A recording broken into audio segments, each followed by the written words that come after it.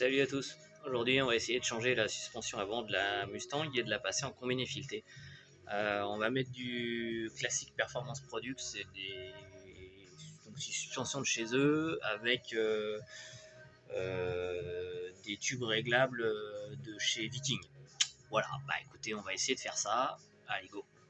Le kit il arrive démonté, donc c'est des suspensions Viking avec des ressorts de chez CPP et puis tout un tas de petits hardware. Donc on va commencer par monter ça gentiment et puis après on s'attaquera à la partie sur la voiture. La première chose à faire, ils disent, c'est de monter, en fait c'est fourni avec des roulements qui vont au fond. Donc en fait il faut mettre une rondelle en acier, le roulement, une autre rondelle pour protéger, et il y aura donc la suspension qui viendra par-dessus.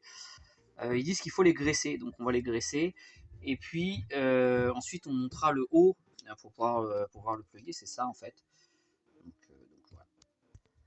Bah voilà, écoutez, ils sont montés, donc bah maintenant il n'y a plus qu'à les démonter et poser cela à la place sur la voiture. Donc par précaution, je vais vérifier la hauteur actuelle, parce que comme je vais mettre des combinés filetés, ce ne sera pas forcément la même. Donc là je vois que j'ai grosso modo 66 cm, 65,5 à l'aile. Donc je vais essayer de remettre un petit peu moins, dans les 64,5, 65. Voilà, les suspensions, les nouvelles sont prêtes. Il y a moins de monter. Maintenant, j'ai enlevé la roue là, de son support. Et puis on va attaquer. On va d'abord enlever le tube à gaz. Donc en enlevant cette vis là et celle qui est à ce côté. Et puis en haut, ces deux là. Et normalement, il devrait sortir.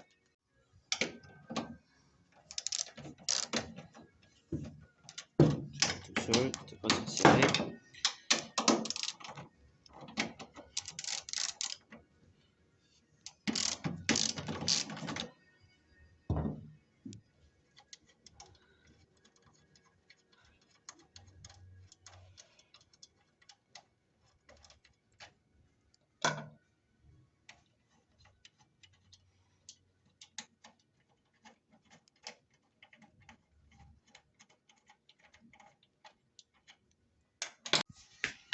Voilà, ensuite on défait celui-là. J'ai déjà commencé.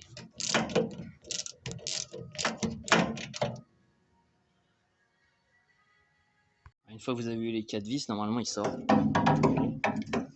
faut juste arriver à le faire sortir. Bon, le mien, c'était tant pour les choses. Hein. Oh, j'étais obligé d'enlever les écrous avant. Voilà, donc on en a sorti un. Mais finalement, il n'y a pas eu besoin d'enlever les écrous. En pivotant dans le bon sens, c'est sorti.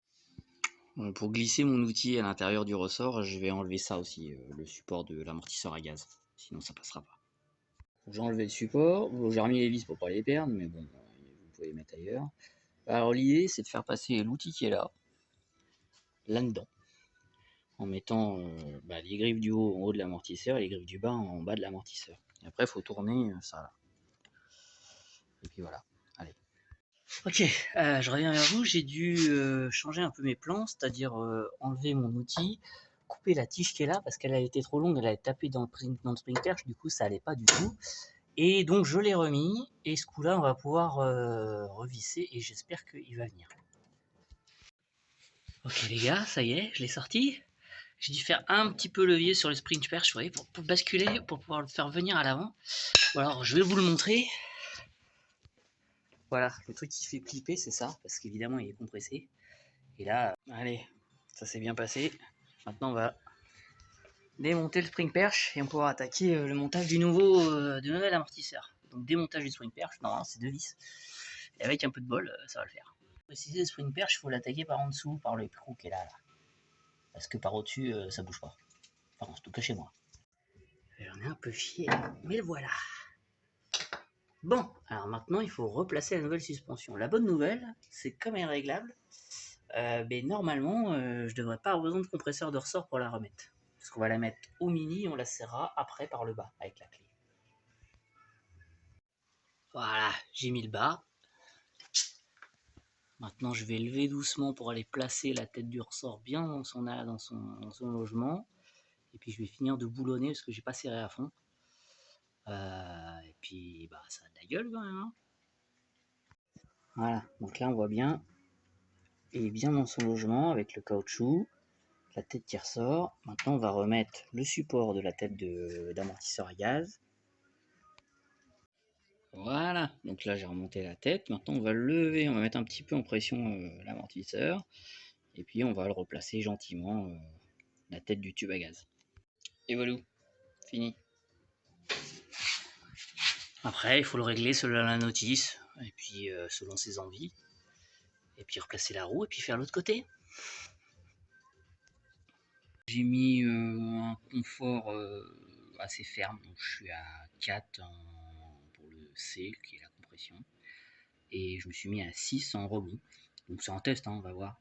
Et pour la hauteur, moi j'ai choisi, donc j'ai mis la bague du bas en buté, et en fait j'ai pris en référence la hauteur que j'estime, je veux mettre à 65 cm, c'est-à-dire un petit peu plus bas que l'origine, mais pas beaucoup non plus, parce que je vais mettre juste des cales à l'arrière sur les lames après. Donc j'ai mis 2 cm et demi là entre les deux. Donc évidemment après faut pas oublier de serrer le contre-écrou parce que sinon ça va se défaire. Donc il y a une petite clé qui est fournie. Donc voilà. Donc voilà. Pour celui-là c'est fini, il n'y aura plus qu'à faire l'autre. On va voir si ça tombe bien en hauteur déjà. Voilà. Donc comme je vous le disais, on n'est pas tombé trop mal, puisqu'on est à 65 une fois redescendu. Donc c'est un peu en dessous de ce que c'était avant, ce que je crois qu'on... Et voilà les amis, c'est fini, les deux côtés sont montés, il n'y a plus que la partie la plus fun. Bon, après à s'être laver un peu parce que j'ai les mains dégueu, mais allez tester, c'est quand même le mieux. En plus demain il y a une petite sortie pas loin de chez moi, donc c'est cool. Le résultat est plutôt pas mal visuellement. J'ai finalement réglé à 64,5, ce qui est 2 cm en dessous de ce qu'elle était à l'origine. Il faudra que je fasse l'arrière, c'est prévu. Donc à la prochaine.